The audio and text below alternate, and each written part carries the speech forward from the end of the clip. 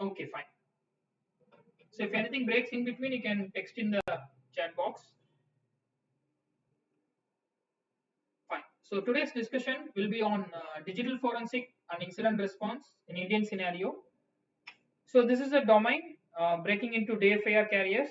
What is required is you need the basic skills in digital forensics and you need a bare minimal experience in digital forensics. These two are required for job seekers in India. So we'll just quickly walk through what all the skills required and what all the experience required. We'll have some examples of cases that are happening in real world, right?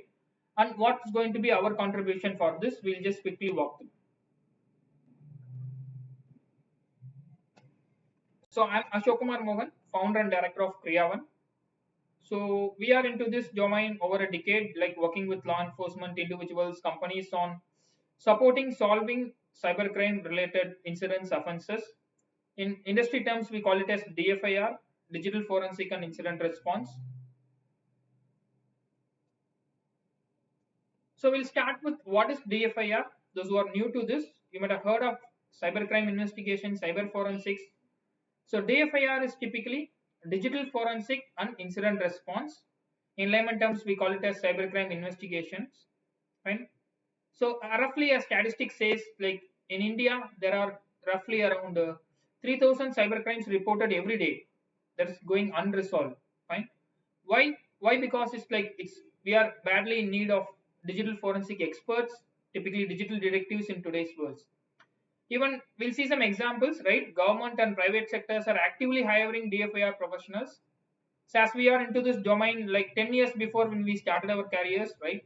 So when we search for a job in digital forensic or incident response, there will be rarely one or two jobs which will expect 3 to 5 years of experience. But nowadays, even freshers with 0 to 6 months or 1 year intern experience or basic experiences are being hired by government and private sectors, right? So what is done in this? What people do, what investigators do in digital forensics in investigation? Starting from tracing hackers, whatever we see on the hyped words on the internet, right? Hackers hacking accounts, taking down accounts, compromising websites, and on to recovering deleted data, right? So deleted data that's being recovered from n number of storage devices, your mobile, cloud, hard disk, and on. And it's one of the fastest growing career paths. So you see here lately, last month, fine. So Maharashtra police have just given a open statement. They are hiring cyber forensic investigators, right? So they have put their official notification in their websites. Maybe in the upcoming slides we'll see that, right? So they say like they're actively hiring cyber forensic investigators in India, right? So this is the stand of what is digital forensic and incident response. And quickly we'll walk through, right? This is revolving in and around cyber crimes. At least in Indian scenario, it's typically unlawful act, right? When a computer is used, either you use a computer, a mobile, or anywhere where the data is involved. Either you just store, transmit, or modify data, right? And computer is used as a tool or target, a typical definition of cybercrime. You see the listed, right? Starting from unauthorized access, hacking, n number of cybercrimes are listed here, and the most offensive, child pornography, cyber terrorism, are also highlighted here. So these are all the cybercrimes, Indian scenario, and even in global scenario, it is applicable, which we see on the industry. Right? Just a minute. So that's what digital forensic and incident response, right? Typically solving cybercrimes or support solving cybercrimes. And this is no way related to tracing or tracking someone and no way related to finding the location of someone, right? That only very few law enforcement agencies will be doing. DFIR or digital investigation or cybercrime investigation in layman terms, right? It's typically working with evidences. We take it as an evidence. You take a hard disk, an email, a cloud data, right? Everything will be an evidence. We'll learn like what is an evidence, how to handle an evidence, how to analyze an evidence, how to make a report over the evidence. Right? So we'll start with the skill set, right? So as we lately informed. So to get into this domain, we need skills and experience, right? So basic skills we need with respect to digital forensics, and we need experience like 6 months or 1 year in this domain. So what we need to learn in the basics of networks, operating systems, file systems, that is needed.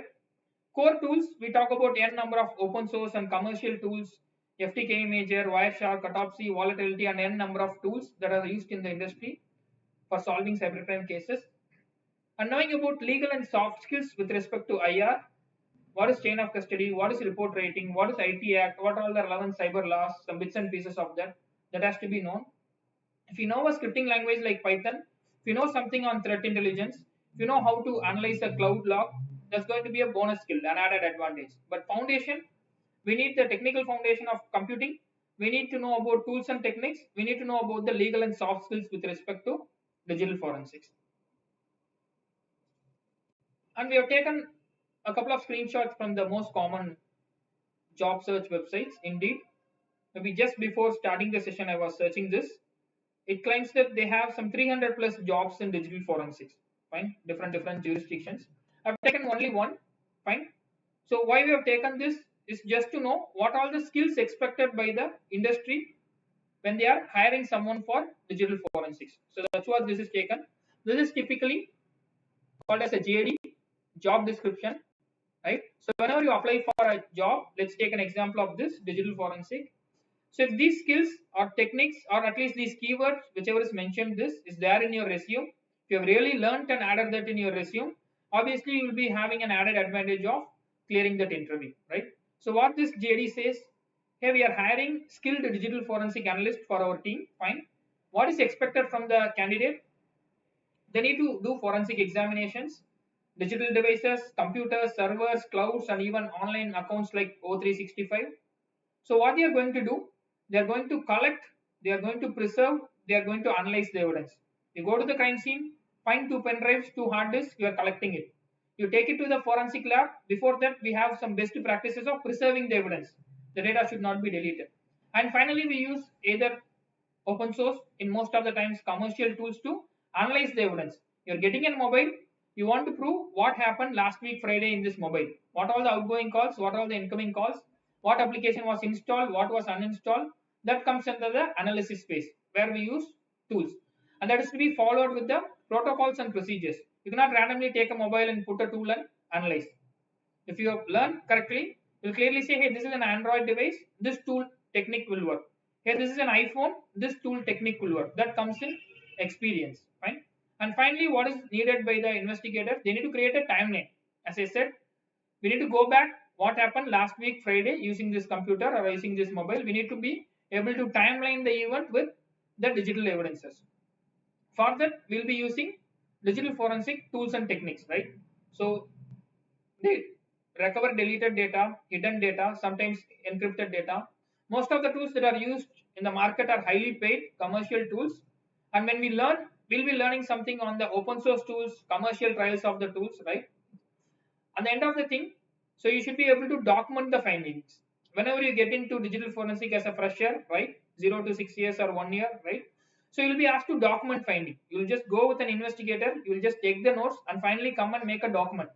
What happened in the crime scene, how this mobile was analyzed, how the data was recovered, everything will be there in the document. So forensic examination, collecting and preserving evidence, timelining it, using tools and techniques, documenting findings. These are all the basic things or the basic skills required to be a digital forensic analyst. Fine. So we have a couple of versions. One is on the full 1 month and we have it on the Kickstarter version. What is Kickstarter? If you go out and claim that, say, hey, I know something on digital forensics, right? So what is digital forensics? Some introduction. Keywords and jargons. We'll be walking through the top 10 keywords, right? When we talk about digital forensics, we talk about imaging, we talk about hashing, we talk about affidavit. We need to know the top 10 keywords. What are the steps in digital forensics, right? There are 5, 7, 10 different models of steps involved in digital forensics. And finally, the tools and techniques used in digital forensics, right? So these are the basic things. When we talk about skills, we need to know about introduction, what is digital forensics, at least in Indian jurisdiction, how it is happening. Then the keywords and jargons, then the steps in digital forensics, then the tools and techniques we categorize as open source tools and the commercial tools.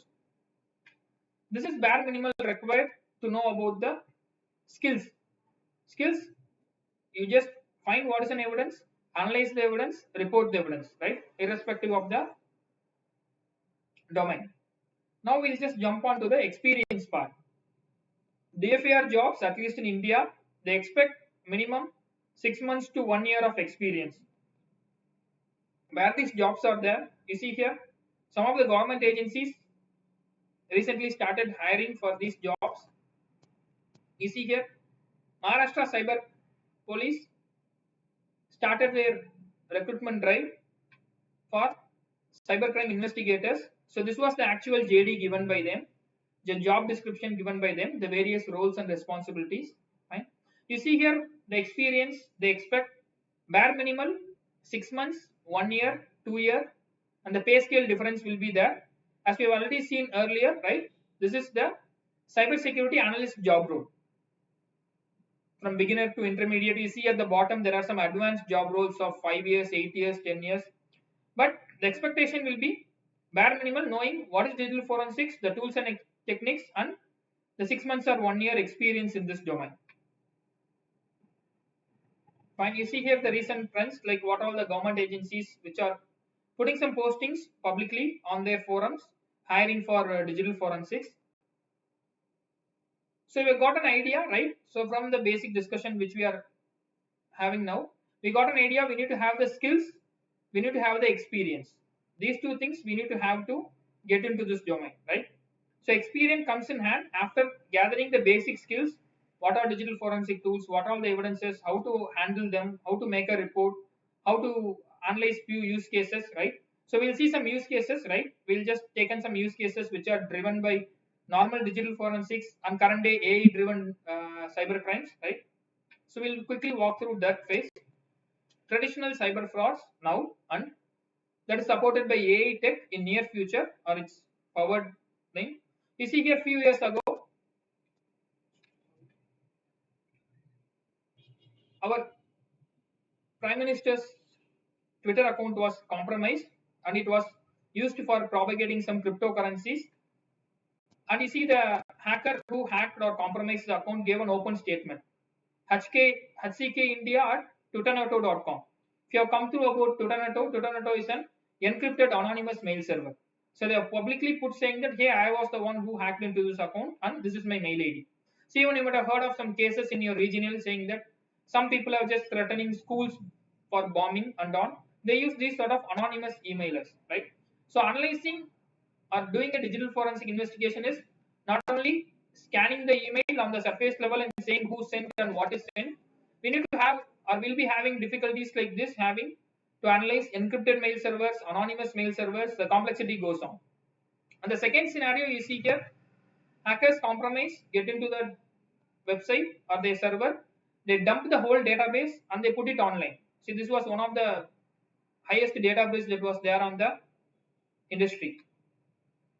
And you see this keyword, if you have heard this lately, SEO, search engine optimization, is a technique in which you are listing your website on the top of the ranking, right? So we are talking about SEO poisoning. See, one of the recent cases in which, see, this company was forged, fake account is confirmed, you need to pay this amount. Someone who paid the amount also to some account, fine. And finally they come to know saying that, hey, the account was fake account. The website was fake. The brand was the original brand, the company name. But the account, the email IDs, the websites created was fake account. And you see here lately in Twitter, maybe 4-5 months ago, a leading agency, typically the health insurance agency, their data was completely hacked, breached and compromised, and that was leaked online. And you see here 7 terabytes of data was leaked, and our team was also investigating them. We lately archived it. If you have heard of this website, Wayback Archive, we store the websites for future purpose, because after the, let's say it was on September 20th morning, somewhere around 4 to 7, right? That day this fake website came in, but next day the website was closed.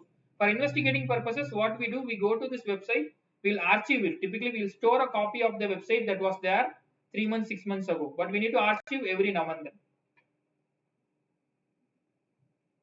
And you see, we have just quickly walked through some cases, right? So typically that's what happens in real world. So what we talk about OTP frauds, we talk about financial frauds on layman terms are the 10 to 20% of the crimes. Majority of the crimes are happening between corporates. one company is spying on other companies. Companies hire forensic analysts not to solve OTP crimes. They don't hire not to solve any fake accounts, right? So they hire digital forensic analysts for identifying if there are anything is going wrong in their system, or else if any compromise or hack is happened. If it is happened, they go for an incident response. Fine. Okay. So with respect to this basics, right? So what we have formulated here is we have formulated a couple of courses here. One is on 1 month and another one is on 3 hours. If you believe that, sir, I want to know what is digital forensic in a nutshell, maybe 2 to 3 hours. The 3 hours course with certification will suit you as we have shown, right? So you'll be starting with introduction, keywords, basic steps, and tools and techniques.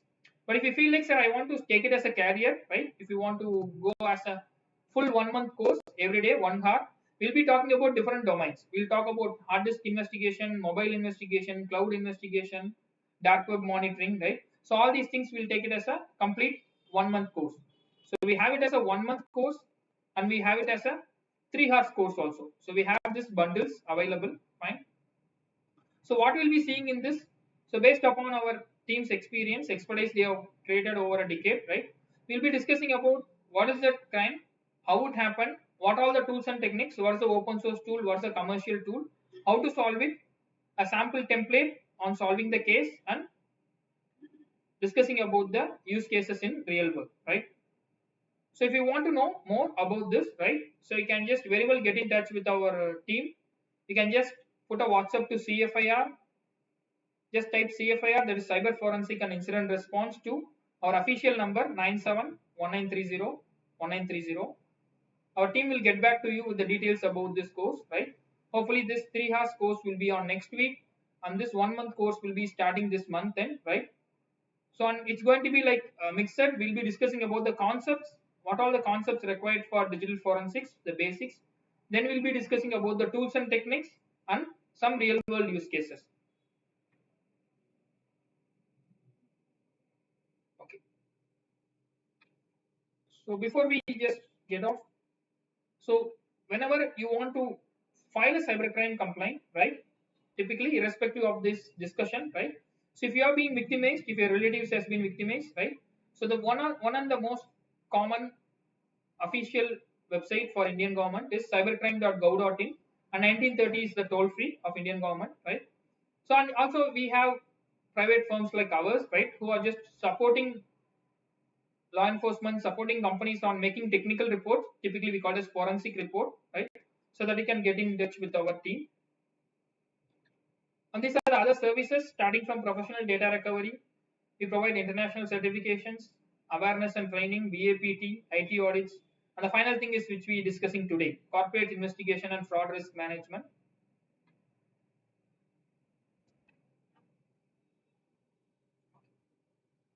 So this is in a nutshell. We thought just sort of discussing with you about today's DFIR. So if you have any questions, queries, you can put in the chat box. We'll just try to answer it. And if you want to know about the date, time, and other things, right, we can very well get in touch with the team with the number which you see here on the screen, right? The team will update on batches, availability of the courses, right? Timings, everything will be done. So as we discussed, right? So to get into digital forensics, we barely need the basic skill sets.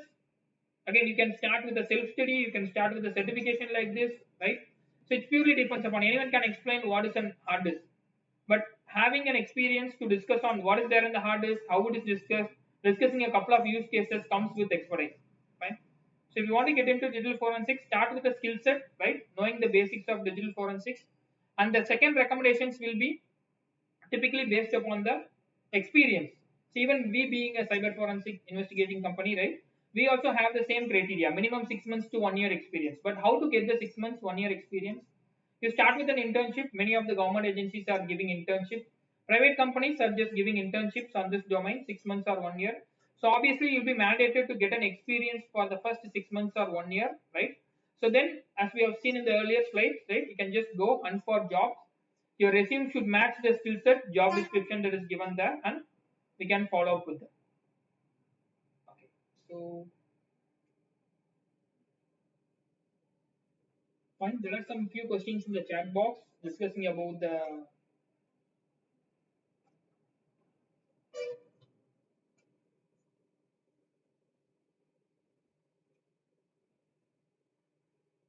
course availability. So we can just very well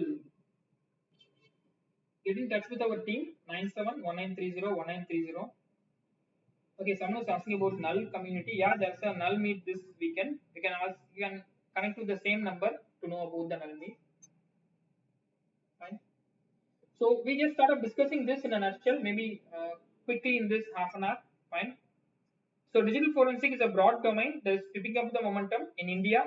We are seeing government agencies, private companies started hiring digital forensic investigators, but their expectation will be bare minimal, knowing about the skills, right? Having a knowledge about the tools and techniques, and then getting the bare minimal experience, intern experience or a basic work experience, right? That is a mandate. Okay. So if you have any further questions, queries, you can just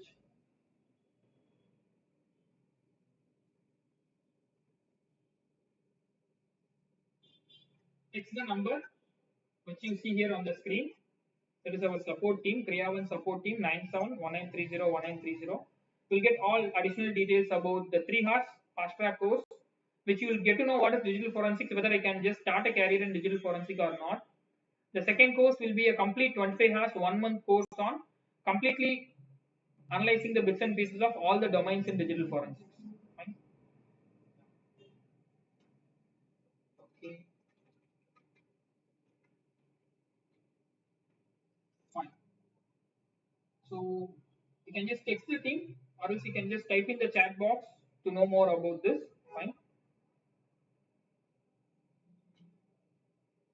So if you don't have further questions, queries, we'll end this live. Our team will be available with the numbers that is listed. Thank you. Thank you all.